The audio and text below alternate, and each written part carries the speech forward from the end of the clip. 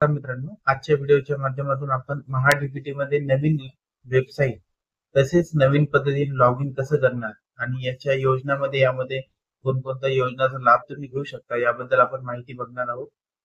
तर मित्रांनो, वेळ न करता आपण आता व्हिडिओला सुरुवात करूया. मित्रांनो, सर्वात प्रथम आपल्याला गुगल वरती यायचंय. गुगल वरती आल्यानंतर आपल्याला mahadbt.maharashtra.government.in ही वेबसाईट वरती जायचं. या वेबसाईटची डायरेक्ट लिंक मी आपल्या व्हिडिओच्या डिस्क्रिप्शन बॉक्स मध्ये देत आहे. यावरून देखील तुम्ही या ठिकाणी येऊ शकता. यामध्ये आल्यानंतर बघू शकतो मित्रांनो, आपण महत्वाच्या सूचना आपल्याला सर्वात प्रथम दिसतात. यामध्ये महाडीबीटी पोर्टल वरती पीक प्रात्यक्षिक घटकासाठी शेतकरी गटांना जे अर्ज सादर करायचे त्यामध्ये काही सूचना आहेत लॉग इन करण्याकरिता, तसेच विद्यमान शेतकरी गटाकरिता, नवीन शेतकरी गटासाठी. यामध्ये एक तर तुम्ही ओके करू शकता किंवा वरतून तुम्ही क्लोज करू शकता. हे क्लोज करून घ्यायचंय. यामध्ये तुम्ही आता बघू शकता की नवीन वेबसाईट जी आहे या वेबसाईटला अर्जदार लॉग इन करा या ठिकाणी जो ऑप्शन आहे या ठिकाणी आता वैयक्तिक शेतकरी आणि शेतकरी गट असे दोन पर्याय उपलब्ध आहेत. जर तुम्ही वैयक्तिक सिंगल शेतकऱ्यासाठी अर्ज करणार असाल, लॉग इन करणार असाल, तर या ठिकाणी वैयक्तिक शेतकरी तुम्हाला वापरायचे. जर तुम्ही शेतकरी गटासाठी वापरणार असाल तर तुम्हाला या ठिकाणी शेतकरी गट असा चूज करायचा. यामध्ये मी वैयक्तिक शेतकरीसाठी करतोय म्हणून मला वैयक्तिक शेतकरीसाठी मला करायचंय. आता मित्रांनो, या ठिकाणी आपल्याला विचारते की शेतकरी आयडी प्रविष्ट करा. मी अगोदर पण सांगितलं मित्रांनो, तुम्हाला आता कुठल्याही योजनेचा लाभ घ्यायचा असेल तर सर्वात प्रथम तुम्हाला आता शेतकरी आयडी, फार्मर आयडीची आवश्यकता असते.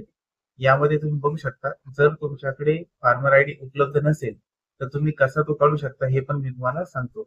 खाली या ठिकाणी बघू शकता, तुमचा शेतकरी ओळखपत्र क्रमांक जाणून घेण्यासाठी येथे क्लिक करा. हा जो पर्याय दिसतोय तुम्हाला यावरती क्लिक करायचंय. यावरती क्लिक केल्यानंतर आता तुमचा शेतकरी आयडी जाणून घ्या असा ऑप्शन आपल्याला दिसतो. यामध्ये इंटर आधार नंबर, तुमचा जो काही शेतकऱ्याचा आधार नंबर आहे तो तुम्हाला या ठिकाणी टाकून घ्यायचा आहे. आपल्याला या ठिकाणी शेतकऱ्याचा आधार नंबर टाकून घ्यायचा आहे.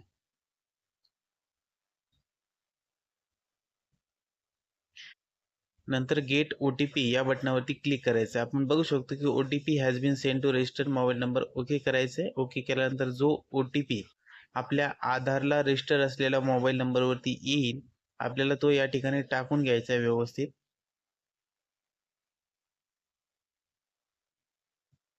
ओटीपी टाकल्यानंतर ओटीपी तपासा हा जो पर्याय आहे त्यावरती आपल्याला क्लिक करून घ्यायचं आहे. क्लिक केल्यानंतर आपण बघू शकतो की आपला जो ओटीपी आहे तो व्हेरीफाय होतो.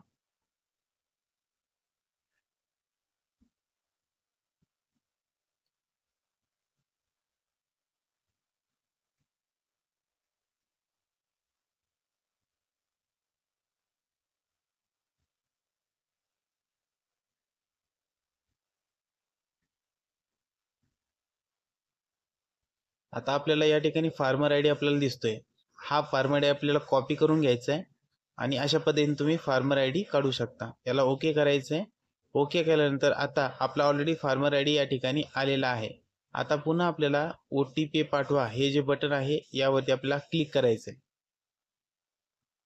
मित्रांनो, अगोदरचा ओटीपी आपल्याला आधारला जो मोबाईल नंबर लिंक आहे त्यावरती गेला होता.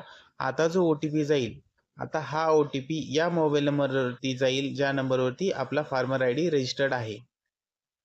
तर आपल्याला ज्या मोबाईलवरती रजिस्टर असलेला फार्मर आयडी आहे तर त्या मोबाईलवरती आपल्याला ओटीपी चेक करायचा आहे आणि ओटीपी आलेला ओटीपी आपल्याला या ठिकाणी टाकून घ्यायचा आहे. ओटीपी टाकल्यानंतर खाली ऑप्शन आहे ओटीपी तपासा, त्यावरती आपल्याला क्लिक करून घ्यायचं आहे.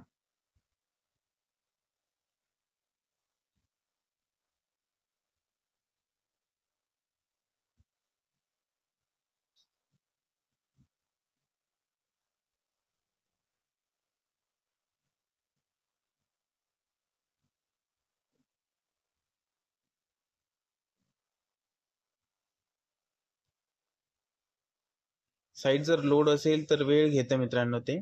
आणि सर्व ओटीपी व्हेरीफाय केल्यानंतर आपण बघू शकतो की आपण आता शेतकरी लॉग इन झालेला आहे. आपली प्रोफाईलची स्थिती 100% दाखवतं. वैयक्तिक माहिती आपल्याला या ठिकाणी आता दिसेल. इन्फॉर्मेशन आपल्याला या ठिकाणी ओके करायचंय. आपला ओळख क्रमांक वगैरे सगळं आपल्याला डिटेल्स आता या ठिकाणी दिसत आहे. आपण बघू शकतो मित्रांनो की आपल्या आता डाव्या साईडला वैयक्तिक तपशील, घटकाचा अर्ज, जमिनीचा तपशील, घटक इतिहास पहा वगैरे सर्व डिटेल आपल्याला दिसत आहे. यामध्ये आपल्याला योग्य पर्याय निवडून आता पुढची प्रोसेस करायची आहे. जर आपल्याला घटकासाठी एखादा अर्ज करायचा असेल, नवीन अर्ज, तर या घटकासाठी अर्ज करा बटनावरती क्लिक करून आपण तो करू शकतो.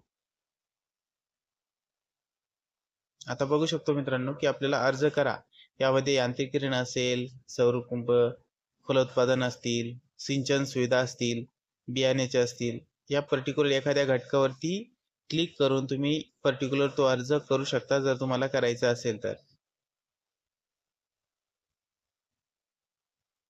याचा इंडिव्हिज्युअल व्हिडिओ प्रत्येक घटकासाठी तुम्ही अर्ज कसा करायचा हा आपण पुढच्या सिरीजमध्ये आणणार आहे मित्रांनो. सोबतच आपण घटक इतिहास बघा, म्हणजे आपण अगोदर अर्ज केलेले असतील ते जर आपल्याला चेक करायचे असतील तर डाव्या साईडला घटक इतिहास पहा हा जो पर्याय दिसतोय आपल्याला त्यावरती क्लिक करायचंय. त्यामध्ये आपण बघू शकतो की लागू केलेले घटक, छाननी अंतर्गत, निधी वितरण, नाकारलेली अर्ज, पेमेंट, हे सर्व गोष्टी आपल्याला त्या ठिकाणी दिसतील. आपण पर्टिक्युलर एखादा पर्याय जर निवडला तर त्या ठिकाणी तो ऑप्शन आपल्याला व्हिजिबल होईल. आता या ठिकाणी छाननी अंतर्गत अर्ज आपण जर क्लिक केला, यामध्ये आपण बघू शकतो की आपला जर अर्ज छाननीमध्ये असेल, छाननी अंतर्गत असेल, पेमेंट प्रलंबित या ठिकाणी क्लिक झालेला आहे. या ठिकाणी बघू शकतो आपण आपले छाननी अंतर्गत अर्ज 2 या ठिकाणी दिसत आहेत. अशा पद्धतीने आता डॉक्युमेंट अपलोडचं ऑप्शन आलं असेल, चूज जर झालं असेल तर तुम्हाला ते येऊ शकतं. घटकासाठी अर्ज करा जर म्हटले तुम्ही तर त्या ठिकाणी आपल्याला पर्टिक्युलरली नवीन अर्ज करता येतो. अशा पद्धतीने पूर्ण आपण महाडीबीटीचे लॉग इन कसं करता येईल नवीन पद्धतीनं ते बघितलं. सोबतच जर तुमच्याकडे फार्मर आय डी हरवला असेल तर फार्मर आय डी तो तुम्ही कसा काढू शकता हे पण बघितलं. अशीच पद्धत तुम्हाला वापरायची आहे, स्टेप बाय स्टेप तुम्हाला सेम प्रोसेस वापरायची आहेत. अशा पद्धतीने तुम्ही तुमचा हा अर्ज करू शकता आणि बाकी डिटेल बघू शकता. जर तुम्हाला दिलेली माहिती आवडली असेल, व्हिडिओ आवडला असेल तर व्हिडिओला लाईक करा, शेअर करा आणि कमेंट करा मित्रांनो. पुन्हा व्हिडिओ अशाच नवीन नवीन व्हिडिओ आणि माहितीसोबत. तोपर्यंत धन्यवाद. जय हिंद, जय महाराष्ट्र.